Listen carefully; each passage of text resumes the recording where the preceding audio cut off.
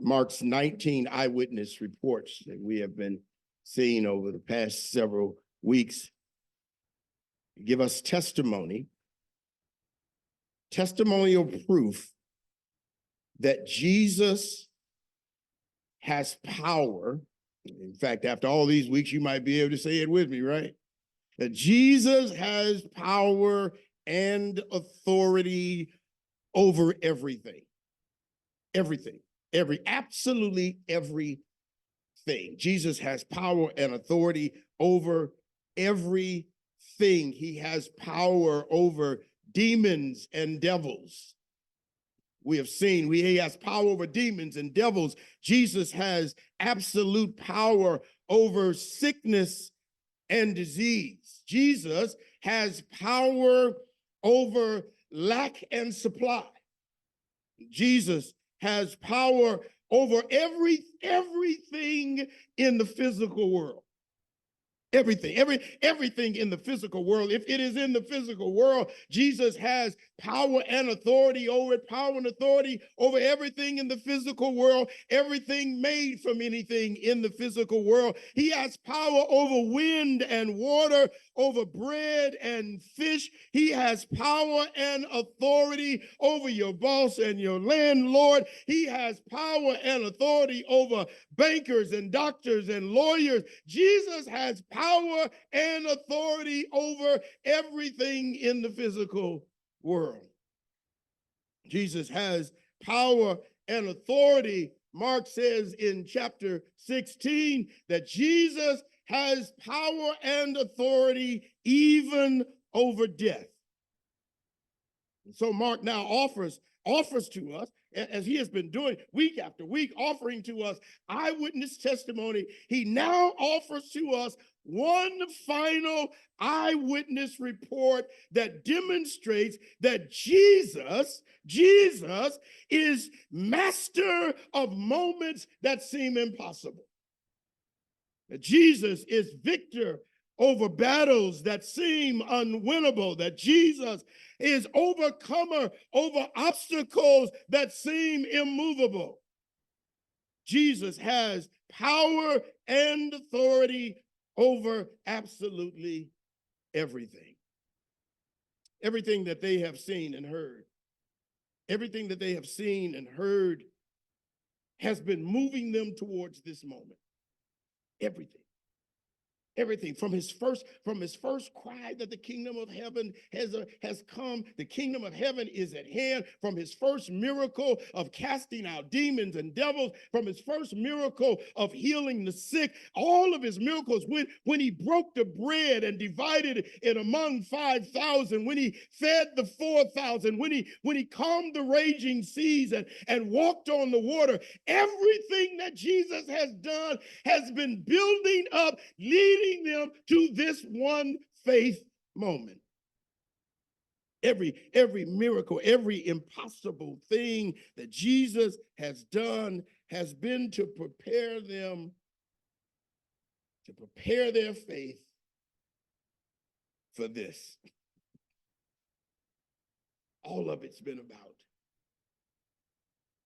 this. It should not have been lost on them,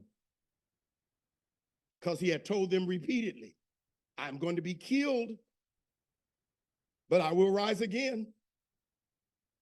I am going to be killed, but I will rise again. They should not have forgotten his words. They should have remembered what he said to them, that I will be crucified, but I will rise again. After 3 days, I will rise again, destroy this temple, but in 3 days, I will raise it up again. They should not have forgotten what he said to them. They should not have forgotten his promise, but they watched him die. They watched him die a slow and agonizing death, and with him, their hopes and their dreams died. From their perspective, this was not a natural death, for a mortal enemy had taken his life from him. They had forgotten that he said, nobody can take my life. I lay it down. He He had told them, nobody can take my life. I will lay it down and I will take it up again. But they watched him die and they forgot. They forgot. They watched as Joseph and Nicodemus take his lifeless and mutilated body off the cross and wrap him up and put him in a borrowed tomb. They watched as the men rolled the huge stone in front of the entrance. They watched as Matthew records that set a guard in case that somebody might try to steal the body. For remember that he said he'd get back up. They watched them seal the tomb. Now they come. These three ladies to weep at the place where they left him. Maybe get some closure. You know, a lot of what we do is about closure. You know, just to mark the moment, mark the spot, and move on. Do whatever we need to do to grieve the moment and move on with life, because life just keeps on going. And how do they mark a moment like this? And so they get up early in the morning while it's still dark, and they head out to the tomb to wrap Jesus up in spices and oils for burial. At some point, it occurred to them that the stone would be in the way, and that they couldn't move it. They're asking each other. Mark tells us that they're asking each other along the way as they're walking along. They're asking each other, well, who will roll away the stone for us? Have you ever believed that you could do something until you thought you couldn't?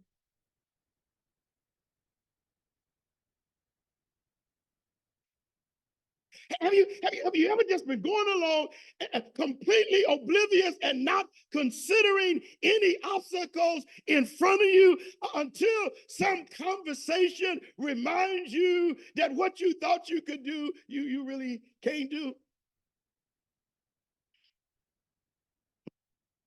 Who roll away the stone for us? Their conversation betrays their mindset. Their conversation exposes their mindset to us. They are stuck on Friday. They are.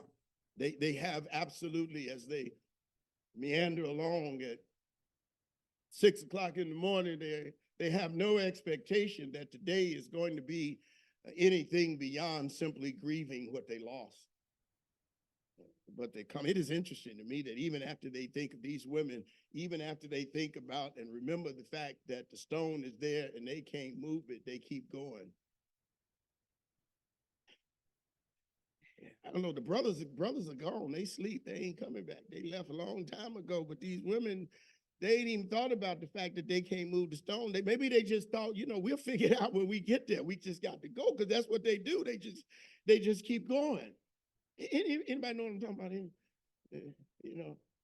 I gotta applaud these women, because I know some strong women like this that they just get on. They don't realize that there's an obstacle there, that they really can't move it. All they know is they got to do what they got to do, and so they keep getting up every morning and doing what they got to do. And so there they go on the road to the tomb, and finally they realize that there's a stone there that it took multiple men to put there, and who's gonna roll away the stone? For us, they have no expectation that anything about this day is going to be any better than the night was. And to tell you the truth, I don't know that I blame them. Do you? The trauma of what they have been through is enough to break the soul. It's enough to crush them beneath the weight of it all. It was enough to drive them mad with hopelessness. They simply cannot see beyond what they saw. How do you get that out your head? How do you get such a traumatic event out of your head? How do you get it from your memory so you can keep moving on? How do you dismiss what you saw? They cannot see beyond what they saw. Jesus said he would rise again, but what they saw made them forget what he said. Does anybody know what that's like? To have a promise, to have a word from the Lord, to have a promise, but then what you see is in total contradiction to you think to what he said, or maybe you only remember the first part of what he said, and they got stuck on Friday. They are stuck in the pain of their trauma. They are stuck in what happened to them. They are stuck in the pain of their loss. They are stuck. Somebody say stuck. Stuck. They are stuck. They are stuck on Friday.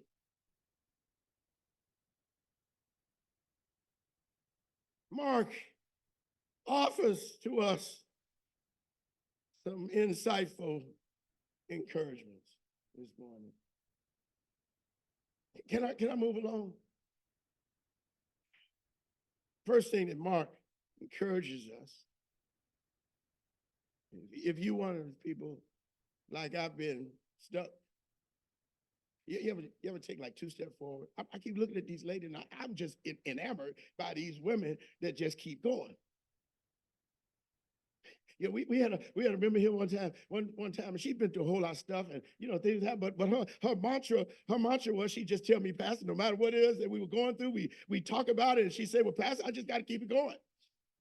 She says, just keep it going, just keep it going, just keep it going, just keep on moving, just keep on walking, just keep on moving. The fact that there's a stone there is irrelevant. Just keep on moving, just keep on. I am enamored by these women, because there's sometimes when I see some stones and I just want to stop.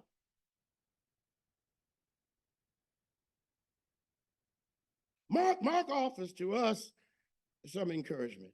First of all, Mark tells us that the stone was large. The stone was large. That might not seem like encouragement to you, but it is to me. Because Mark does not downplay the fact that the stone was large. In fact, he comments, the stone was large. I appreciate that. I appreciate, I'm just standing by myself, just talk to myself this morning. I appreciate when the size of my stone and the weight of my stone is at least acknowledged. I appreciate it when I vent. I appreciate when I call attention to the fact that I can't move the stone by myself. I appreciate that somebody even acknowledges the fact that there's a stone there, and that it's like, they don't just tell me keep it moving, just move on with it, just get over it, Lawrence. Get over it. Mark acknowledges the fact.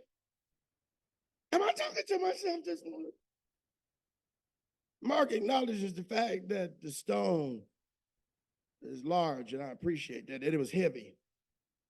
It was a heavy thing, an impossible thing for these 3 women to move by themselves.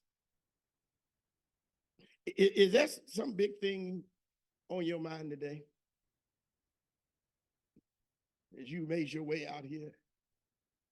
Because that's what we do, right? We just do what we do. But is there some big thing weighing on your mind, some weight, a stone heavy on your mind this morning, some big thing that you cannot move? Is there some heavy thing that you're carrying this morning? Some impassable, impenetrable, immovable thing this morning? Is there some season, a moment in your life that seems impossible to overcome? Some wall you keep hitting against. You take 2 steps forward and the wall knocks you back 3 steps. Is there's something you keep hitting up against that won't let you go forward this morning? Is there some battle that feels unwinnable? Is there some big thing in your way this morning? I can tell you this morning that Jesus still rolls stones away. He does. He still rolls stones away, no matter how big, no matter how monstrous they may seem. Jesus still rolls stones away. And so I appreciate the fact that Mark has acknowledged that the stone is large, that it is a big deal. That folk that don't have stones in the way they don't know how big it is, what a big deal it is to roll away a stone. Anybody, if people next to you have never had to roll away a stone, they'll say stuff like, that ain't nothing.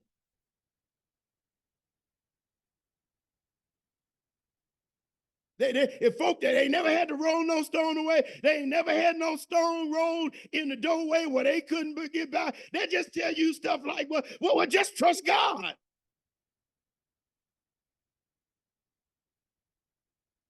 They tell you stuff like, well, the Lord is trying to teach you something because they never had a stone in the way.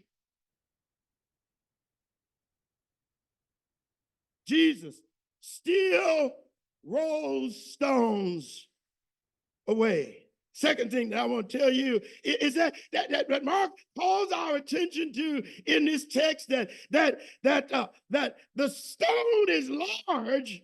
But listen, the stone was there to keep them out, not to keep Jesus in.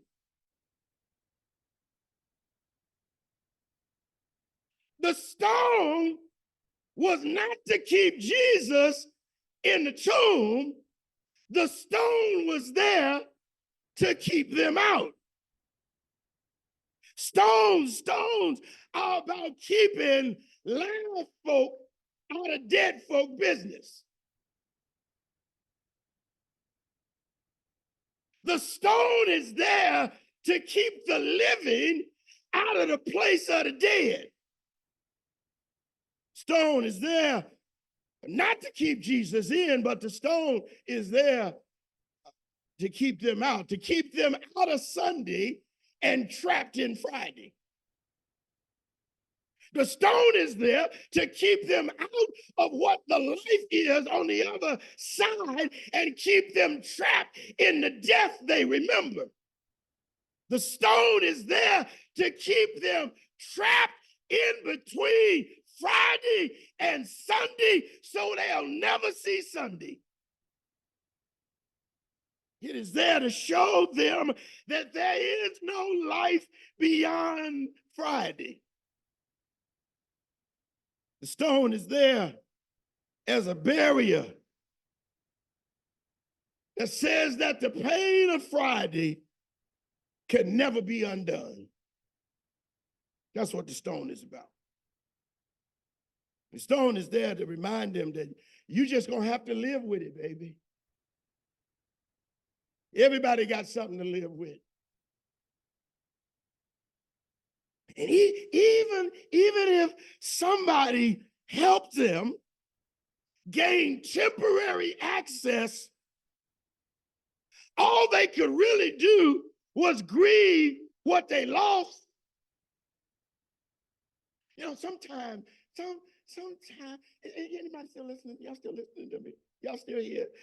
So sometimes the mind rolls stones in the way. Sometimes the mind erects stones to keep us from accessing unhealed trauma. Sometimes the mind, not go too far. Sometimes the mind creates blocks so we can't access what hurt us. Sometimes the mind erects ways of living and ways of being and ways of coping just to protect us from the pain we've been through. But the stone sometimes, rather than protecting us from trauma, trap us in the trauma we trying to get free from. A stone is a big thing. It looms large. Every time you try to move forward, it's in your way. Every time you think you can, the stone reminds you that you can't. Every time you think you can go forward, every time you think you can win, the stone reminds you that you lost before and you're going to lose again. The stone is there to remind you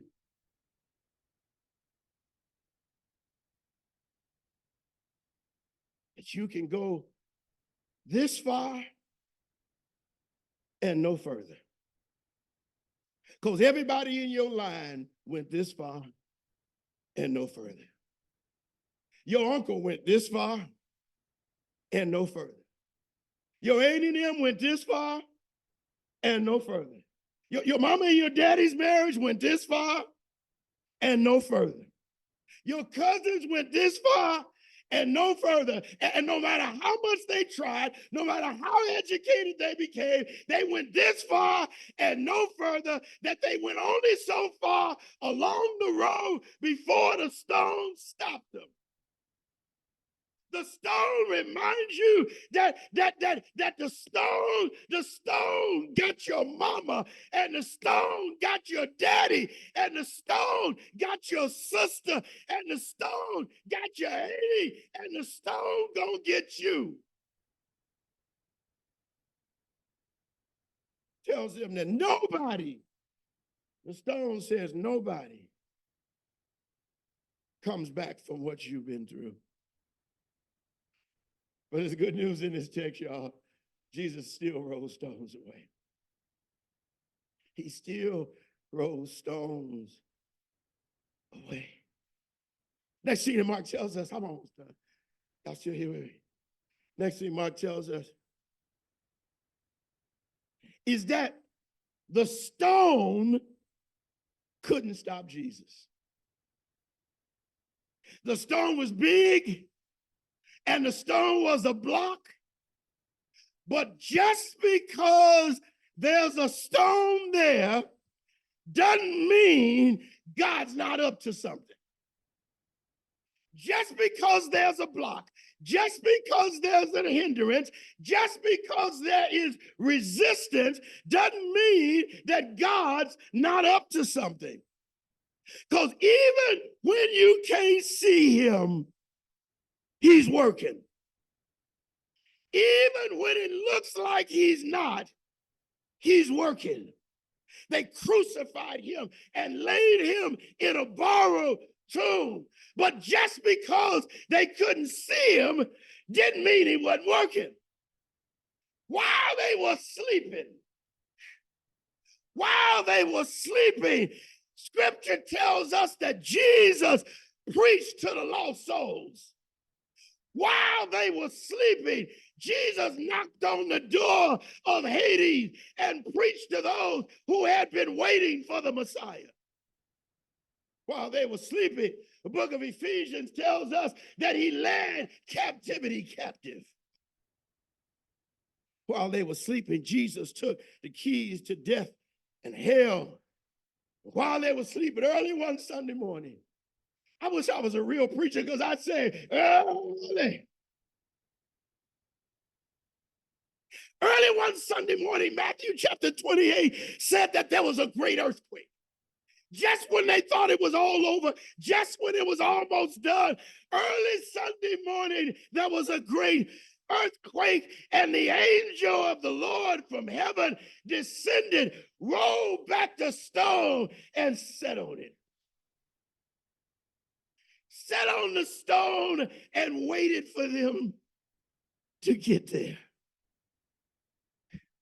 Mark has already shown us that Jesus can't be stopped by demons, that sickness and disease can't stop Jesus, that winds and waves can't stop Jesus, that the lack of bread can't stop Jesus, that nothing in the physical world can stop Jesus. Money can't stop Jesus.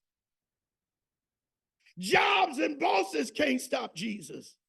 Judges and taxing authorities can't stop Jesus. Sickness can't stop Jesus. And no stone can stop Jesus. Mark tells us that the stone couldn't stop Jesus. That even though the stone was there, Jesus was still working on the other side. Actually, listen, I got truth for you. Actually, Jesus doesn't need to move the stone to get out. Jesus doesn't need to move the stone to get up. And Jesus doesn't need to move your stone to bless you. He doesn't need your job to bless you. He doesn't need your resources because he is the source. Jesus doesn't need anything in the physical world to bless you. He doesn't need a stone to move for him to get up. They told us it'll never happen. That's what they told me. They said, Pastor, it'll never happen. It'll never happen, Pastor. Y'all too small and y'all ain't got no money. They told me it'll never happen. They told me, be content behind the stone you've been given. Stay in that little white building next door. They told me, Pastor, it'll never happen. Nobody will ever give you any money. Yeah, here we are. They told me, Pastor, you'll never build a building, Pastor. Yeah, here we are. They told me 5 years. That's what they gave me. They say 5 years. We'll give you money for 5 years when we started this church. Because that's how long you're going to last. Because most churches don't last past 5 years. And 5 years came and I started packing. But I looked up and year 6 came and we were still here. And year 10 came. And I thought, let's close the doors. But 11 came and we were still here. And at the halfway mark, at about 12 years, he said, build a building. They told me that the stone wouldn't allow us to buy a house. They told us that too many people with too much money bid on auction property. And so we sat there watching the stones. Remember, baby? We sat there in the restaurant. We sat there in the egg, at the big egg, or whatever it was. We sat there watching on the phone as auction.com started to tell us whether we was winning or losing. And I had a cap on how far we was going to go.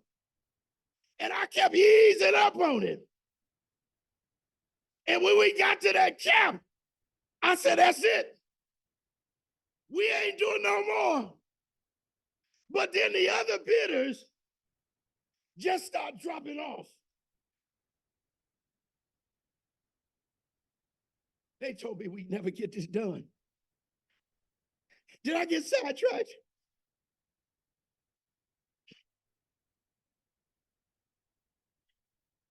Stones don't stop Jesus. You got a barrier in your life. You got a stone in your life. You got some block that's keeping you from what God promised you. I've come to tell you today that stones don't stop Jesus. As a matter of fact, here's my last point. Mark tells us that the stone was already rolled away. The stone they had worried about,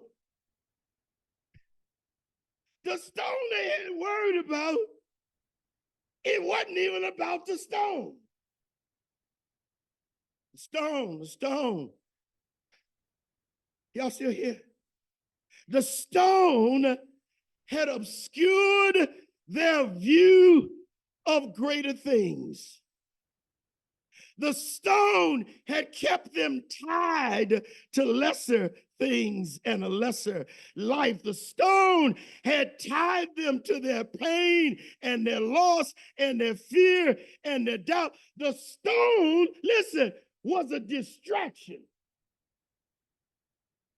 Because it was never about the stone. They have fretted, they have worried, they have talked along the way, only to discover when they got there that the stone was already moved. The stone is a distraction. Are you hearing me? That thing that's in your way is a distraction. That pain that holds you back is a distraction. That doubt and fear that plagues your mind is a distraction. That conflict in your home and in the church is a distraction. That folk threatening to walk away and leave your life is a distraction, because beyond the stone is a life and a Jesus that they never imagined. They think that this is about the stone. You think this is about your job. You think it's about your marriage. You think it's about your income. The stone is not what this is about. The real breakthrough was not about the rolling stone, but what was happening on the other side. See, that's what the stone is about. The stone is a distraction. The stone is a distraction to keep you from looking. The stone is keeping you from looking. Don't get stuck on the other side of the stone, because on the other side is where the real breakthrough is happening. As a matter of fact, it's already happened. Mark shows us that they have fretted about something that was already done. Can I say that again? They have fretted and worried and had anxiety about something that was already done. Before they worried about the stone, breakthrough had already happened. Before they start talking and worrying and fretting along the road about who would move the stone had already been moved. They have worried for nothing. They have feared for nothing. They have hesitated for nothing, because the stone was already. What are you fretting about that's already done? What are you worried about that is already done? What is it that you are not seeing? The women are walking along the road, and they are talking about the stone and who is going to move the stone, and they are fretting about the stone. And then Mark says, and they looked up. Mark says they are worried about the stone until they look up. What are you not seeing because you haven't looked up? What do you have not realized because you have not looked up? What are you worried about because you haven't looked up? Lauren Daigle sings it like this. She says, where are you now when darkness seems to win? Where are you now when the world is crumbling? Where are you now when all I feel is doubt? Where are you now when I can't figure it out? You're not threatened by the war. You're not shaken by the storm. I know you're in control, even in suffering, even when it can't be seen. I know you're in control. And I hear you say, look up, child. Tell somebody, look up, child. Look up, child. The thing that you are worried about, the thing that you are fearing, tell them, look up, child. Don't hold your head down in fear and dismay. Don't hold your head down in worry and distress. Look up, child. The stone you are worried about is already moved. What are you fretting about that's already done? Some yesterday that's already passed? Some sin or failure that's already forgiven? Some lost opportunity that's already been redeemed? What are you fretting about that's already done? When they entered the tomb, the angel says, he has risen. He ain't here.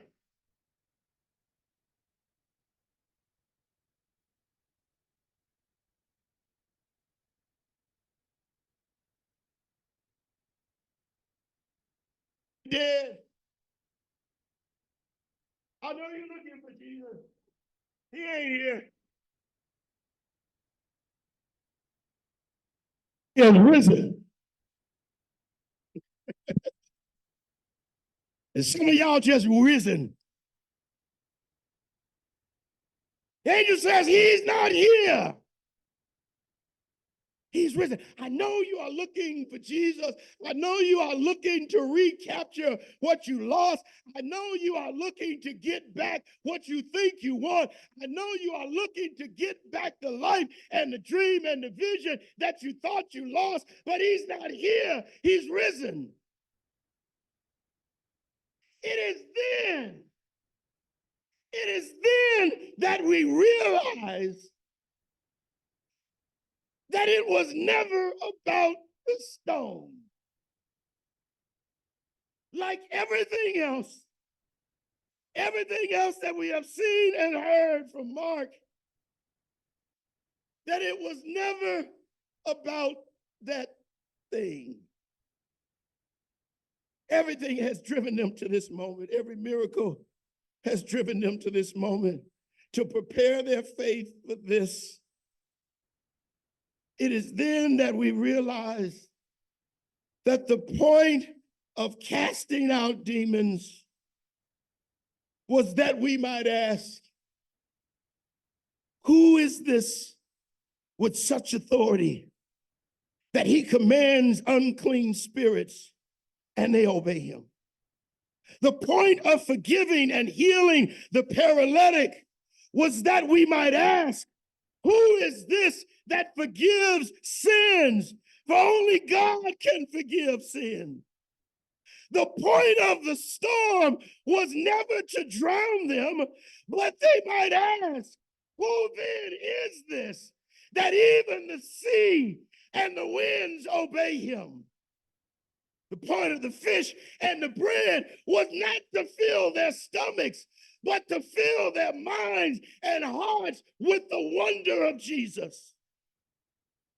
It is then that we realize that the point of the stone was never to limit their view and access or make their pain permanent, but to lift the limitations that their fear and faithlessness had placed on their view of Jesus. And the point of the stones in our lives is that you and I might see Christ as we've never seen him before. The point of the storm, the point of trial, the point of everything that comes into our life, the point of the stone in your life right now is that you might see beyond the stone and see Christ in a way that you've never seen him before. One of my favorite translations of Colossians chapter 1 is from the Message Bible. It says, we look at this sun and see the God who cannot be seen. We look at the sun and see God's original purpose in everything created. For everything, absolutely everything above and below, visible and invisible, rank after rank after rank of angels, everything got its start in him and finds its purpose in him. He was there before any of it came into existence and holds it all together right up until this moment. And when it comes to the church, he organizes and holds it together like the head does the body. He was supreme in the beginning, leading the resurrection parade. He is supreme in the end. From beginning to end, he is there, towering far above everything and everyone. So spacious is he, so expansive that everything of God finds its proper place in him without crowding. Not only that, but all the broken and dislocated pieces of the universe, people and things, animals and atoms get properly fixed and fitted together in vibrant harmonies. All because of his death, his blood that poured down from the cross. This is when we realize that the point of it all was that we might know that there is nothing, absolutely nothing impossible to him. That there is no limit to his power, no limit to his authority, that there is no devil, there is no demon he cannot silence and cast out.